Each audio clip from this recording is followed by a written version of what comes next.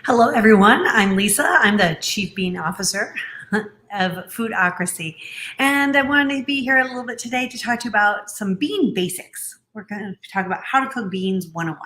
So we're going to start with our dry beans. Now, today we're going to work with our Oaxacan black beans. These were in the Heirloom Bean and Grain Club last month, and they're going to the store this month.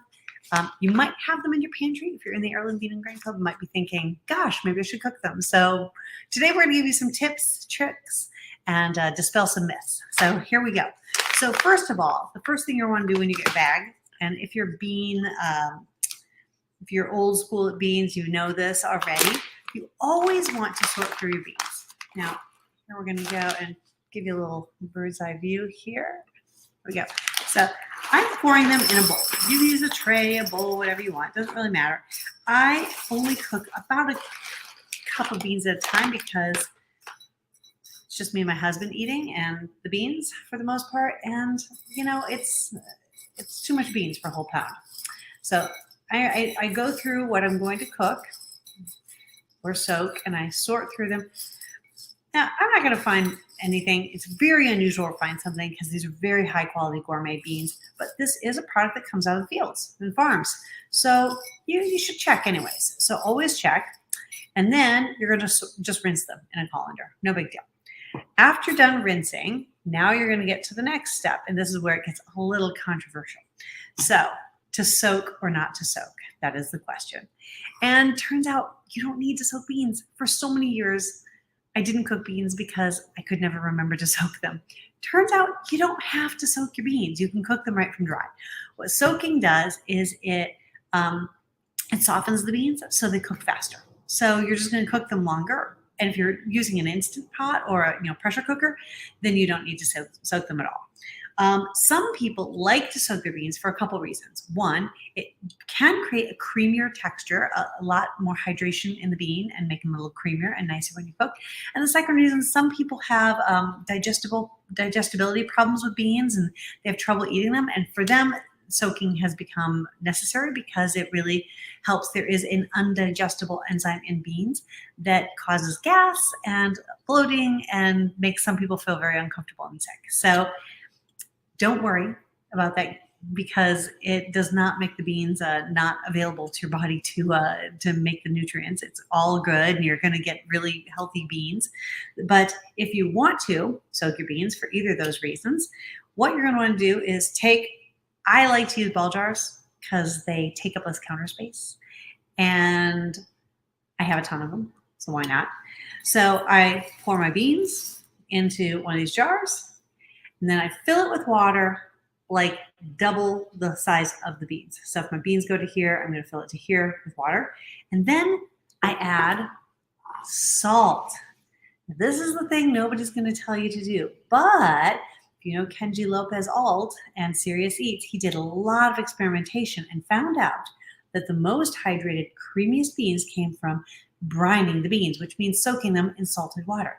So I put about this much, like a nice little, like a handful in my water when I soak. I don't always soak. I do sometimes, but kind of rarely. You can soak anywhere from 4 hours to a couple days if you want.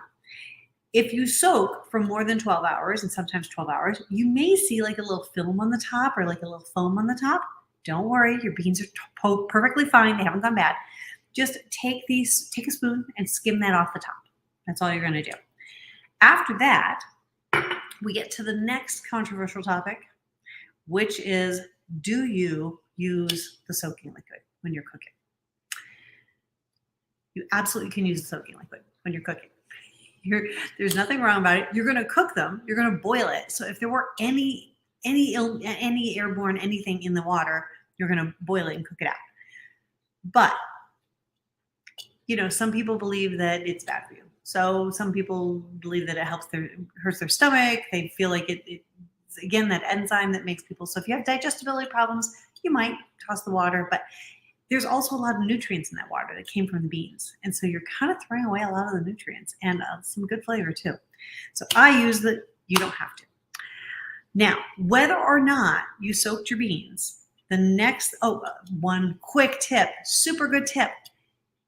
After you've soaked your beans, you can lay them out on a kitchen towel, just dry them off a little bit, then put them in a plastic or whatever container you want and put them in your freezer and freeze your soaked beans. This way you have pre-soaked beans that are ready to cook with anytime you have the inspiration you would like some beans tonight. And hopefully you get that inspiration a lot because they're so good for you. So that's the next tip. Now, once your beans are either soaked or not, like me, not soaking my beans, it's time to cook them. Okay, now you have your choice of many different methods of cooking. You can use the good old-fashioned enameled pot like I have. This is my favorite pot. You could use one of the so-called bean pots, the clay pots, which are kind of traditional and fabulous. They also obviously work great. You could be using a slow cooker where you just throw your beans and liquid and some aromatics in the morning, go all day, and you come back at night and you've got cooked beans. Or the other method is, of course, the pressure cooker. And so I've got my pressure cooker here, and it's been working here for a while to make me some lovely beans. I'll show you in here. We got some beautiful black beans in there that are cooking out. But I love the pressure cooker because, first of all, I go from dry to finished beans in 30 minutes. Dry to finished beans in 30 minutes, which is fantastic. I can have dinner on the table in 30 minutes from dry beans. It's fantastic. So, cooking. You're going to add to your pot, you're probably going to add aromatics. I often cook the beans just in salt and water.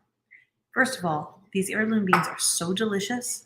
They taste good all on their own. You don't even need to add anything if you don't want to, other than salt.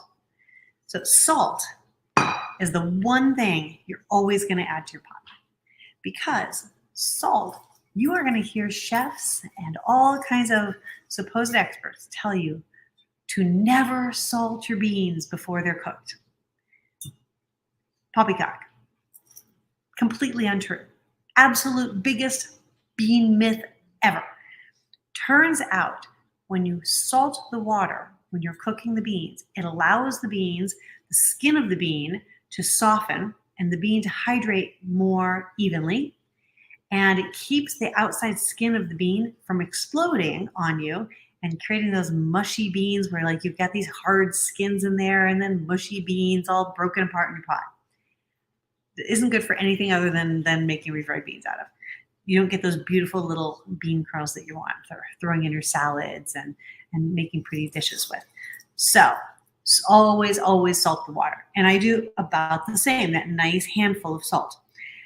Then you're going to, if you're using any aromatics, you're going to saute those in the bottom of your pan, whatever pan you're using, whatever pot cooking method you're using. Like, onion, garlic is the classic combination, right?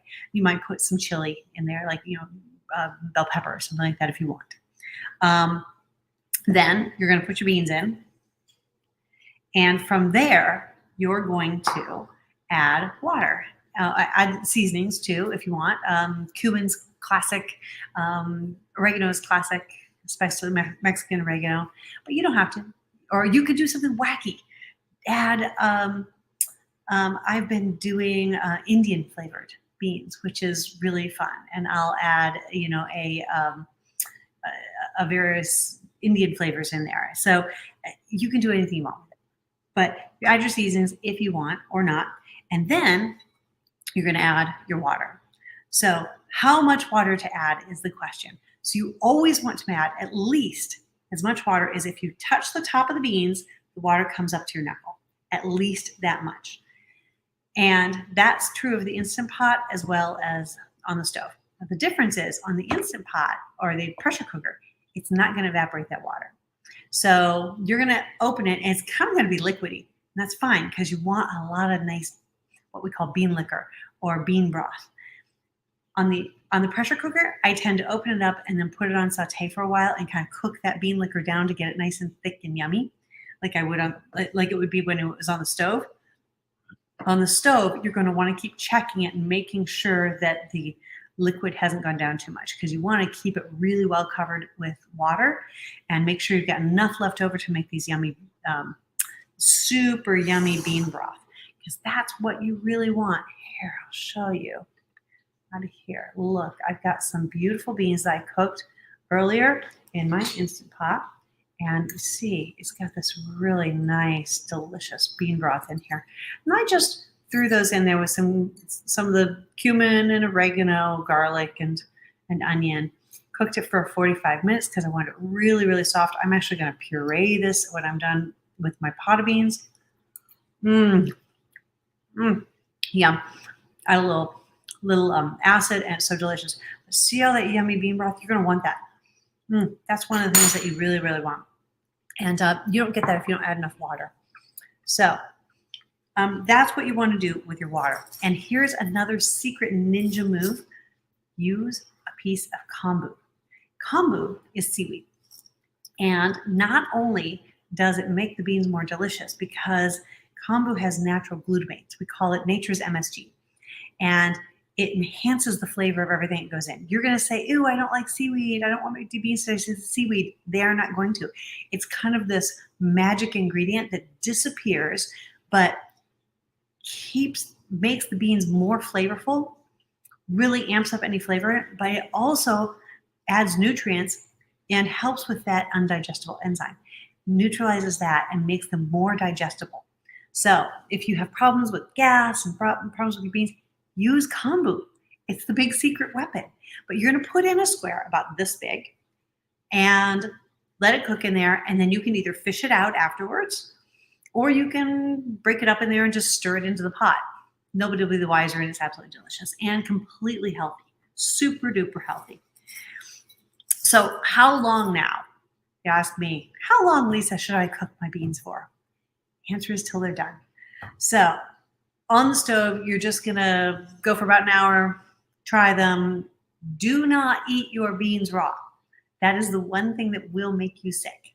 Undercooked beans will make you sick. So make sure they're nice and mushy, and that when you kind of push on them with a fork, they should just get nice and mushy and fall apart. If they're still giving you resistance, cook them longer.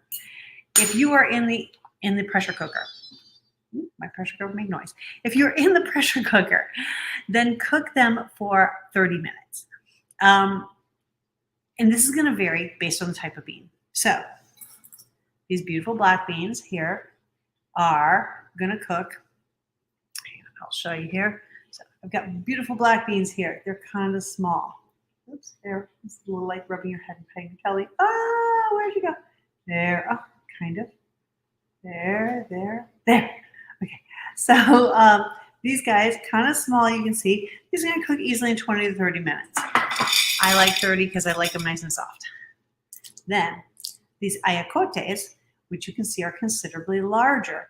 These are gonna fully take 30 minutes easily. And you might even open them at 30 and be like, I'd like a little more, and go to 45. But at 30, you're gonna check, okay? Then you've got your Christmas lima bean. This is like the big daddy of beans. So this guy, I really recommend that you soak Christmas lima beans. Christmas lima beans get huge. They get about this big. They're a delicious bean that has the texture of like a baked potato and the flavor of a chestnut. They are also called chestnut beans in some places. And they are absolutely delicious. Wonderful to cook with. But you really should soak them first, because soaking them, if you don't soak them, these ones, when you go from dry, they tend to hydrate unevenly. And so you'll get some that are still a little chunky and not quite creamy, and some that are the perfect texture. So I recommend soaking them at the very minimum of overnight. They're just a very big bean, and they take a lot of water to hydrate. They are going to grow like 3 times in size. You will not believe how big they get. So that is how you do it. And then cooking them, again, once they're soaked, the Christmas limas are going to cook in about 30 minutes in the pressure cooker, about an hour on the stove, all day, pretty much in the slow cooker. And the other one I would tell you about is tepary beans. Tepary beans also, they hold their shape even after long cooking. That's one of the reasons they're very, very attractive, not to mention the fact that they are higher in protein than other beans. So these guys, you don't have to soak them. I don't usually, but they're going to take at least the full 30 minutes, and they might even benefit. If you're doing a soup or a puree from them, I'd go to 45 just to make them really super soft so they puree really nicely. But at 45, you're really cooking them a long time. But 30 minutes is probably your rule of thumb. Super small beans like a flageolet that's a little more delicate, I would go 20 minutes on those and check them. You can always pop that lid back on and do another 10 minutes. It's not a big deal. So that is Bean 101. And I hope that you'll turn back in for recipes and more tips on creating some yummy, yummy beans. Thank you and have a